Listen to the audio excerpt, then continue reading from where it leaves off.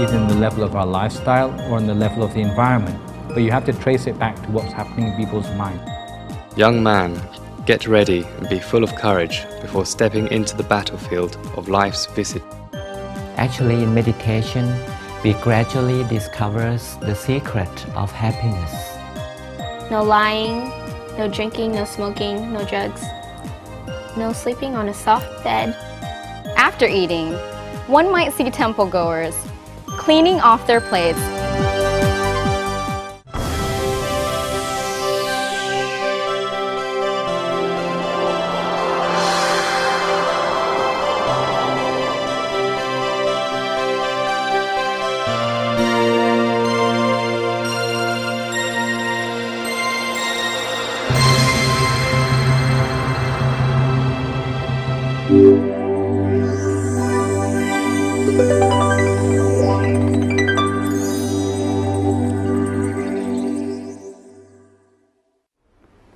Sawadee ka.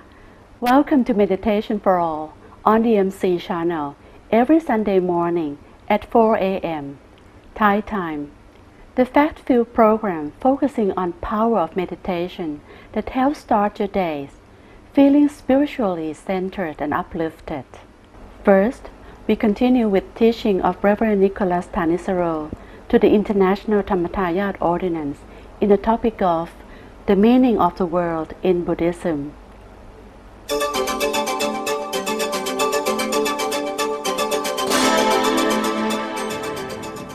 And another thing I'd like to talk about is how we describe what we call the world in Buddhism. Normally in Western culture, if we describe the world, then we just think of the natural environment, the forests, the lakes, trees. We think of the world as being something which is inorganic. You know, the planet is a big rock which we all live on, and maybe if we destroy the environment, then maybe it gets more difficult to live on. But in Buddhism, we see the world on three different levels. The same word, world, actually is used to describe three different things. And if we look at these, then we can see that when we talk about world compared to the Western idea of the world, then also one of the meanings of the word world also means our environment around us. So anything from our skin outwards, we would call the world on the level of location, okay? So within that world, everything beyond our skin outwards, whether it's the cosmos, the mountains, the lakes, wild animals, abundance of fruit growing on the trees, this is all the world on the most distant level. And the environment, this world of location, normally should be in a very good state. A state where food is abundant enough for everyone to have enough to eat, where the seasons are amenable to harvest. It's not too hot, it's not too cold. You're not ravaged by storms, where you don't have dangers from earthquakes or volcanoes. This would be an example of the natural environment as it ought to be. But yet, within this, sometimes we come across blights on the natural environment which make it more difficult for us to survive. For example, pollution, natural disasters, droughts, famines, even things like locusts. When these things happen, it's like a blight on the face of the environment, which makes it more difficult for us to live in the world and to do good deeds as we would like to. Okay? So if you're talking about the world on the largest level, the level of location, then you have the natural environment, and you have problems in the natural environment. If we were environmentalists, we would say problems in the natural environment, if there's pollution, then get rid of the pollution. Preserve the rainforests. Capture those who kill whales. Put them in prison. But in Buddhism, we see this as a particular sphere of existence which has its own rules, which may be good or bad, okay? Exactly why it's like that, we'll come back to it in a moment. One step further in, we've got the world of our own lifestyle. And on this level, our connection with the world is also like a world of our own, okay? So our normal dealings with the world in the ideal situation is that as human beings we do our proper duties towards the rest of the world. This is like a world of our own, an individual world. And as a result of this, as a result of having a lifestyle where we managed to do all our duties as a human being in a proper way, then the world may be good to us, easy for us to survive in. However, if we fail to do our duties properly, if we are not a good example of a human being, then our individual world may cave in on itself, so that we find it difficult even to get by in the world anymore. So for example, supposing you're a student, if you study hard, then normally the world is going to be good to you. If you are living a family life and you take good care of your family, bring up your children properly, then the world treats you right as well. But supposing you're supposed to look after your family and you neglect even your own children, so they grow up with a negative outlook on the world, then it's as if you have faults in this world, your personal world of yours. You're no longer dealing with the world in the right way. So it's as if you have blights happening in your individual life. If you go one layer deeper, then there's also another meaning of the word world. But this is world on the level of our mental quality. This is the world which is a private world of our own. Other people don't know about it. But within us, we will probably know about it very well. Most people who don't meditate don't know much about this level of their individual world at all, because they've never seen their own mind, they never understand the concept of what it is to have a mind of good quality or bad quality. But yet some people, I'm sure you can think of examples, they're cheerful all the time and they have a positive outlook on the world. You think of people like that? Like, no matter how angry you try to make the person, they're never angry. You ever meet people like that? Because they have such a good outlook on the world that, no matter how you treat them, they always find something good to look at. You ever meet people like that? I can think of some examples, okay? Even if they don't meditate, but it's like they have a certain quality of mind which makes them unable to be pushed down into negativity. This is rather the sort of thing which comes with meditation practice as well. Once you meditate more, then your mind becomes more impervious to negative things which might come to interfere with your quality of mind as well. But people who have a lot of anger in their mind, a lot of greed in their mind, or very strong views which are opposed to reality, then this may cause them to treat the world in a way which is certainly bad for other people, but eventually bad for themselves as well.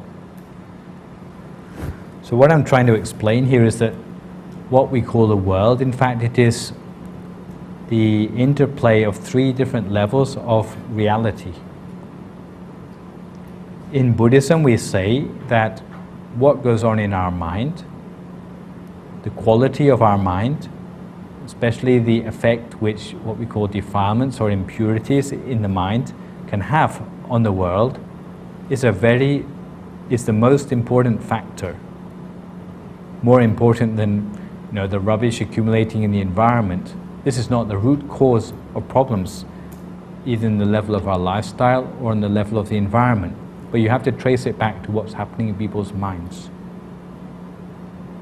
We make a connection where perhaps in monotheistic religions or in humanism they would not make a connection. In humanism, if they saw a whole lot of rubbish in the environment, they say, well, get a team of people to go and pick up the rubbish and that's the end of your problem. But in Buddhism, we would look deeper than that. We say, who threw the rubbish there in the first place? Why don't they love their environment more than to treat the environment with such disrespect? So there must be something to talk more about the Aggañña Sutra, the Buddhist version of what we call Genesis, which, as I said, you can take as a fairy tale if you like, or you can take as a historical account. But what it certainly shows is how the quality of people's minds causes the quality of their life to deteriorate if the mind deteriorates. And the quality of mind and the quality of life deteriorates, then the environment also deteriorates with it. There's a connection between all three. And if we understand how this connection is made, we start to see how we behave is such an important factor. Not just changing ourselves, but changing everything in the world. So it's not just selfish to do our meditation, to run away from the world for a month. It's not we are escaping from the world or turning our back on the world, but we believe that we can really change the world by changing something deep inside ourselves. This is where we can get to the root causes of things. Maybe we're not changing the minds of people throughout the world, okay? But certainly we are making a difference, at least to where we can make the most difference with ourselves first of all. And once we can do that, this creates a vibration which will spread to other people. But if no one takes the time out to start to get rid of the root causes of the mind which are happening here, then you can give up any hope of ever changing anything in the other levels of the world. So if you ask why we're here, why we're giving time to mental practice, cultivation, then it's not just on a very small or individual level that this will make a change, but it has ramifications which extend much further than that. But exactly how, we'll talk more about that tomorrow. I'll tell you the legend in the Aggañña Sutra, and we'll see how all of these things fit together. And then maybe you can see where we are in history now, and you see more clearly why things are happening like they are in the world today. So, if coming back to the word Buddhism, we've seen what Buddhism is not, seen a little bit about what Buddhism means, but I think you start to see that it doesn't mean that it's all about believing in the Buddha or worshipping the Buddha, but it's more like an ideal of outlook on the world where we make connections in a certain way. Connections, sometimes which we call law of karma, connections between levels of existence which maybe other religious traditions might ignore. It's not something which belongs to people 2,500 years ago. It's something which is equally relevant in the present day. And if you can learn from these things, even though you might not call yourself a Buddhist, but certainly you are starting to benefit from Buddhism. And if you can understand enough to do that, then I would say that this Buddhist concepts course is worthwhile for you. Okay? So it's not the idea of putting a label on yourself, but it's the idea to learn from the sort of connections which we make in Buddhism.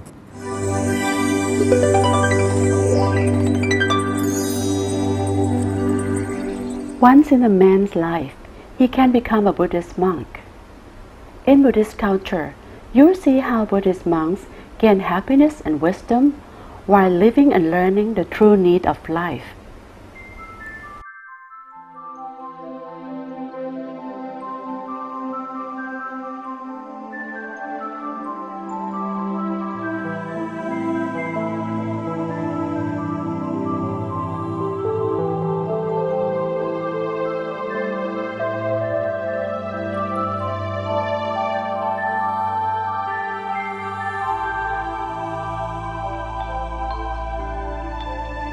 To be a leader of men is to understand the cycle of life as it rises and falls.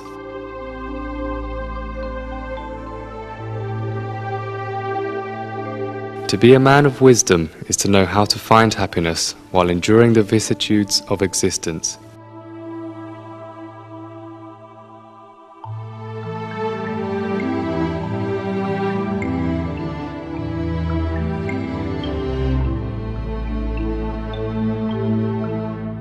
And to be a man of courage is to learn about the safest place on earth. Once in a man's life, he can become a Buddhist monk.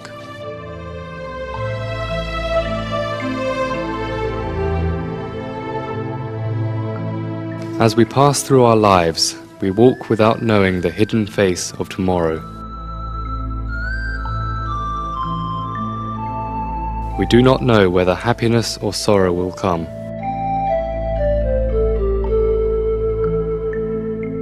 Walking hand in hand with time, illusion and desire pile up higher and higher.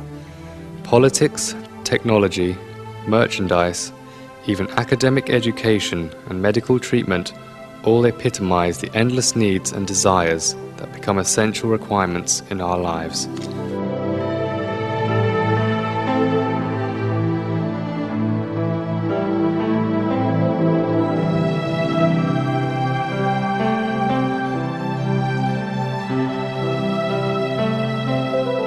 To resist the powerful pull of our desires requires stripping away life's luxuries so that we can see our most basic need, the miraculous breath we take to maintain our existence.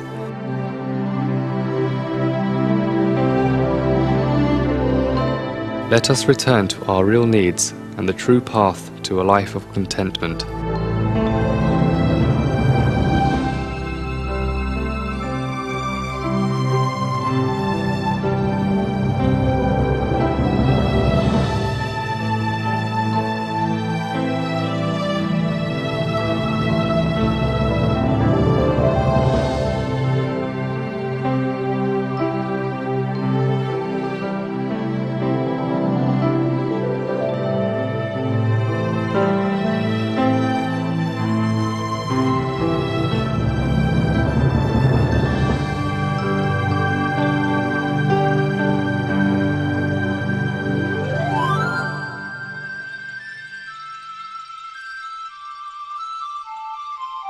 But the world treasures man, the male, as the global leader. Thus, men are given the responsibility to become learned and wise so they can rule a bly.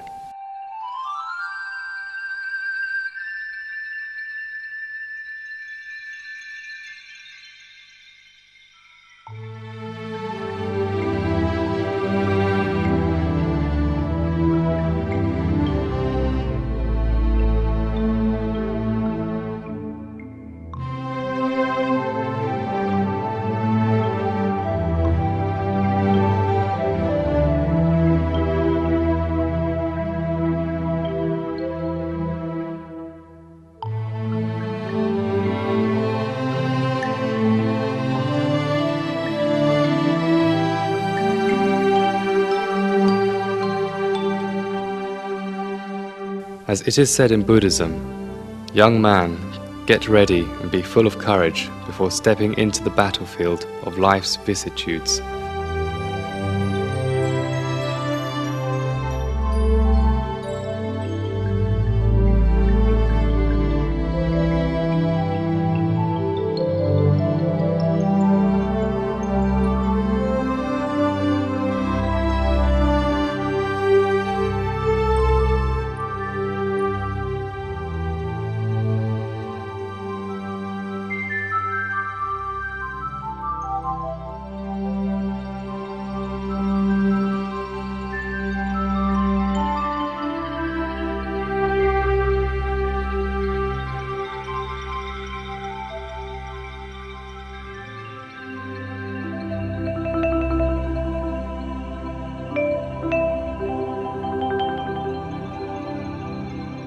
The Buddhist ordination, when a man becomes a monk, is required by Buddhist belief and represents the most important chapter in every man's life.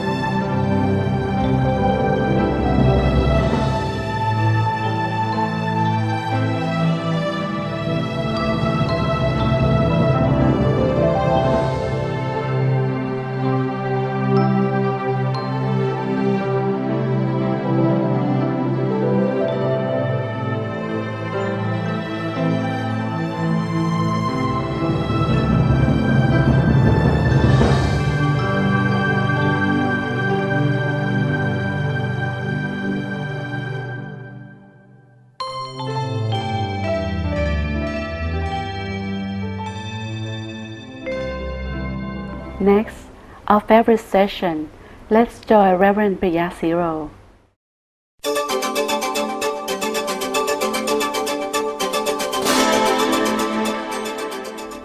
Last time we talked about the unbelievable connection. It's the connection or the pipeline that delivers peace and happiness to us. This is done by the connection of the tiny star. The tiny star lies in the middle of the moon. This is from the meditation we practiced from last time. Have you been practicing it so well? Have you been practicing it enough? And I hope so. Now it's time to meditate. And this is session 6 of part 3. Everyone, including ourselves, are searching for happiness. We doubt from time to time where happiness is, and many people are hunting for it. Actually, in meditation, we gradually discover the secret of happiness, and true peace inside is a kind of happiness everyone is searching for. I think you are quite ready to meditate now. Now, find your comfortable corner at your own home place. Sit yourself comfortably. Wherever you're sitting on the chair, on the floor, or everywhere, we just simply close the eyes.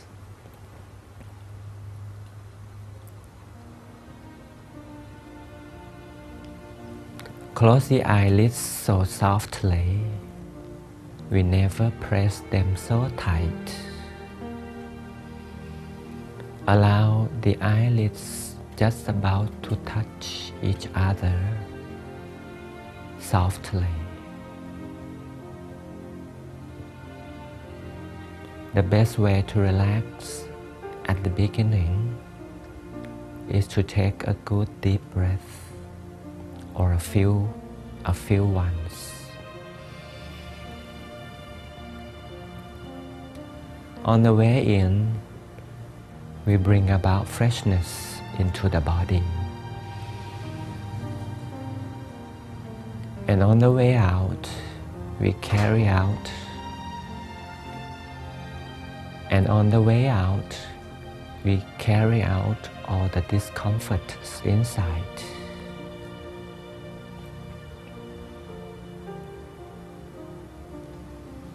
Remind the concept of the turning point. Remember, at the far end of the in-breath, where is the point where the in-breath turns out-breath.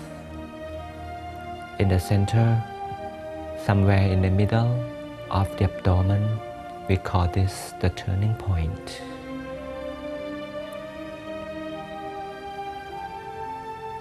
Realize the turning point inside. This is the station of peace, and we shall focus here all through the meditation session.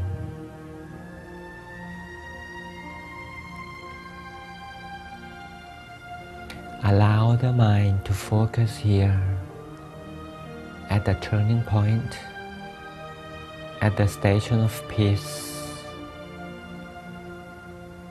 motionlessly inside. The mind learns to stay so still at the station of peace. This is the home of the mind, and the mind is feeling at home at this station of peace inside.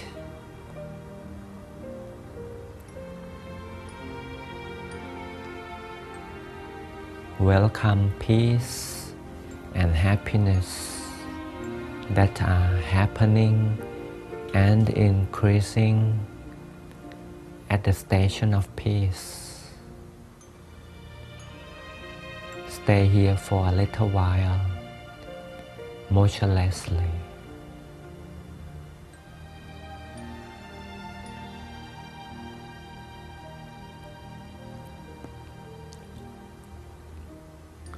In Buddhism, Lord Buddha teaches that peace is from inside out. External peace doesn't last long, but inner peace is with us forever.